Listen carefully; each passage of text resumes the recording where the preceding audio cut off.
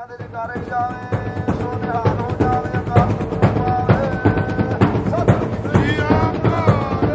जुगो टल साहिब श्री गुरु ग्रंथ साहब की हजूरी विच शोभत गुरु खालसा जी फतेह दी सांझ करो। वाहिगुरु जी का खालसा वाहिगुरु जी की फतेह। अज इस गुरु घर दी पावन धरती दे उत्ते समूह गुरुद्वारा प्रबंधक कमेटियां वालों कामाघाटा मारू शताब्दी नूं समर्पित ये जो समागम किया जा रहा है, इस दी बहुत ज्यादा लोड़ सी। और जिस तरह ये समागम करन दे लई समूह गुरुद्वारा प्रबंधक कमेटियां ने बीड़ा चुक्या, उस गल लई मैं इन्हां सारे प्रबंधकों का बहुत बहुत धन्यवाद भी करदा। और सही समय ते सही कदम चुकण दे लई सानू सारिਆਂ ਨੂੰ ਇਹਨਾਂ ਦੀ ਪ੍ਰਸ਼ੰਸਾ ਕਰਨੀ ਚਾਹੀਦੀ ਹੈ। और मैं चाहांगा कि जयकारे दे नाल ਇਹਨਾਂ ਸਾਰਿਆਂ ਦਾ ਧੰਨਵਾਦ ਕੀਤਾ ਜਾਵੇ। ਬੋਲੇ ਸੋ ਨਿਹਾਲ। ਕੌਮਾਂ ਉਹੀ ਇਤਿਹਾਸਕ ਤੌਰ ਤੇ महत्वपूर्ण सार्थक ते जिउंदियां रहंदियां ने ਜਿਹੜੀਆਂ सही समय ते सही कदम चुकदियां ने। गदर लहर दे इतिहास बारे बहुत कुछ लिखा गया और बहुत चिंता भी व्यक्त की गई है। मेरे तो पहला भी बुलारे बोल रहे सी, अजकल पुस्तकां विच लिटरेचर विच भी उस विच जो सिख योद्धियां नूं इग्नोर किया गया या उन्हां दी सार्थक भूमिका नूं सही तरीके नाल ना दर्शाया गया, उस बारे बहुत कुछ लिखा जा चुका है। असीं वेखदे हां कि गदरी योधे पूर्ण तौर ते सिੱਖੀ नाल और सिख फिलासफी दे नाल श्री गुरु ग्रंथ साहब दे नाल गुरमत विचारधारा दे नाल प्रणाए हुए सी। और उन्हां दे बाणे विचों बाणी दी छां, बाणी दी खुशबू, और खास करके क्योंकि मैं गुरमत संगीत का विद्यार्थी हाँ, जो मैं वो सारे लिटरेचर नूं गुरमत संगीत की दृष्टि तो वेखना शुरू किया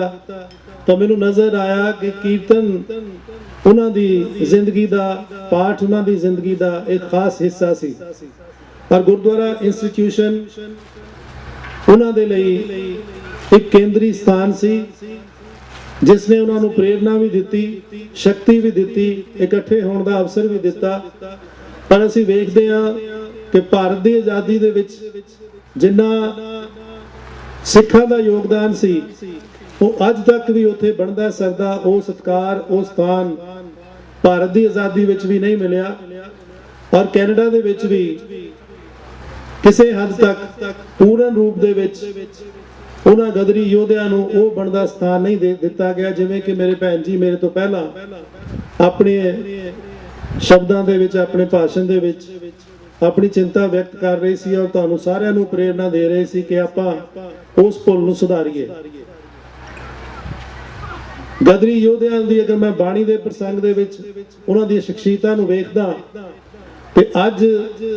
जिन्नी को बाणी असीं पढ़दे हां उस तो किते ज्यादा उन्हां सारे योद्धियां नूं बाणी कंठागर सी। नितनेम दीआं बाणियां तो बिना अगर असीं वेखदे हां कि श्री गुरु ग्रंथ साहब दा बहुत वड्डा हिस्सा उन्हां सारे योद्धियां नूं जुबानी याद सी, याद ही नहीं वो रोजाना उस दा पाठ करदे और एक दूसरे तो वो बाणी कंठागर करवा के संथ्या और एक दूसरे की सुधाई ये सारा कार्य एक खास रूप दे विच उत्थे कीता जांदा सी। और इस प्रसंग दे विच मैं भाई साहब भाई रणधीर सिंह होरां नूं जरूर याद करना चाहांगा, जिन्हां दा इस लहर दे विच जिन्हां दी विशेष भूमिका सी। नाम बाणी दे रसीए और कीर्तन दी अखंड जोत नूं प्रज्वलित करने वाले अखंड कीर्तनी जथा जो उन्हां दा प्रतिनिध है उस दे संस्थापक बानी उस लहर नूं शुरू करने वाले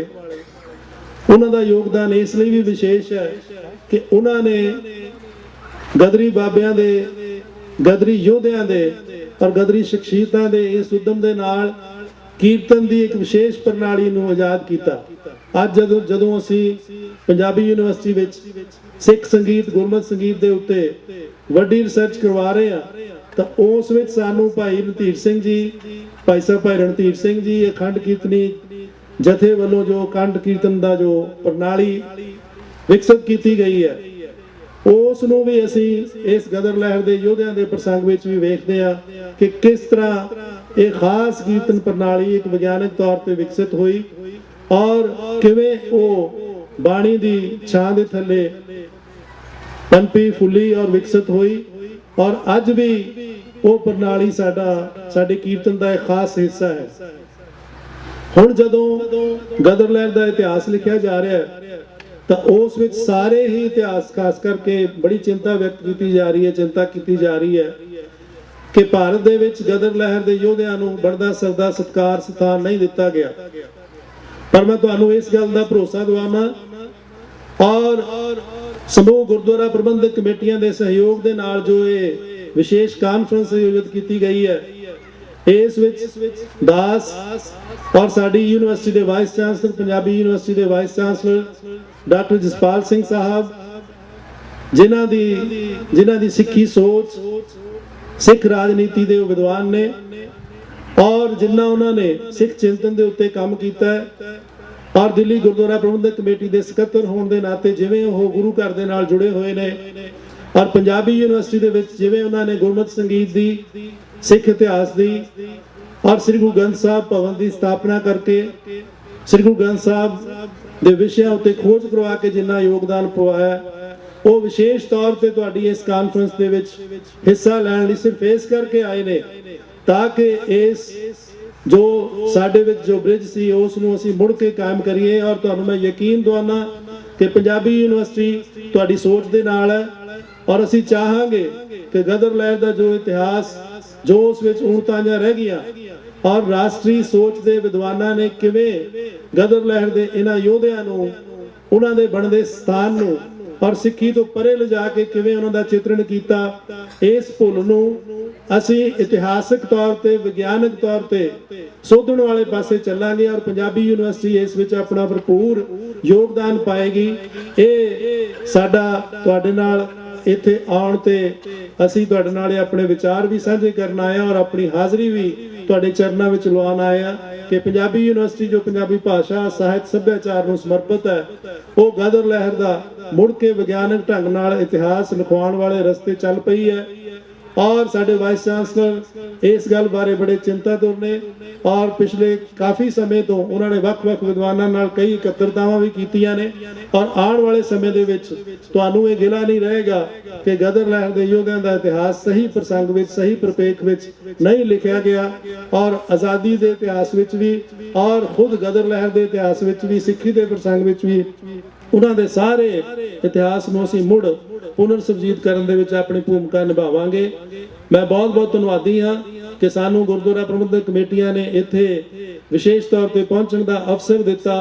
ਔਰ ਆਪਣੀ ਗੱਲ ਕਹਿਣ ਦਾ ਅਵਸਰ ਦਿੱਤਾ ਤਾਂ ਕਿ ਅਸੀਂ ਵੀ ਤੁਹਾਡੇ ਵੱਲੋਂ ਕੀਤੇ ਗਏ ਇਸ ਇਤਿਹਾਸਕ ਉਦਮ ਦੇ ਵਿੱਚ ਸ਼ਾਮਲ ਹੋ ਕੇ ਆਪਣੀ ਹਾਜ਼ਰੀ ਲਵਾ ਸਕੀਏ। ਇਹਨਾਂ ਹੀ ਸ਼ਬਦਾਂ ਦੇ ਨਾਲ ਮੈਂ ਬਾਕੀ ਗੱਲਾਂ ਦੇ ਲਈ ਮੈਂ ਤੁਹਾਨੂੰ ਸਾਰਿਆਂ ਨੂੰ ਕਹਾਂਗਾ ਕਿ ਵਾਈਸ ਚਾਂਸਲਰ ਸਾਹਿਬ ਸਾਡਿਆਂ ਨੇ ਆਉਣਾ ਔਰ ਤੁਹਾਡੇ ਕੋਲ ਆਪਣੀ ਹਾਜ਼ਰੀ ਲਵਾਉਣੀ ਹੈ। ਬਾਕੀ ਦੀਆਂ ਗੱਲਾਂ ਤੁਹਾਡੇ ਨਾਲ ਉਹ ਵਿਚਾਰ ਸਾਂਝੇ ਕਰਨਗੇ। ਇਹਨਾਂ ਹੀ ਸ਼ਬਦਾਂ ਨਾਲ ਹੋਈਆਂ ਭੁੱਲਾਂ ਚੁੱਕਾਂ ਦੀ ਖਿਮਾ ਫਤਿਹ ਦੀ ਸਾਂਝ ਕਰੋ। ਵਾਹਿਗੁਰੂ ਜੀ ਕਾ ਖਾਲਸਾ, ਵਾਹਿਗੁਰੂ ਜੀ ਕੀ ਫਤਿਹ।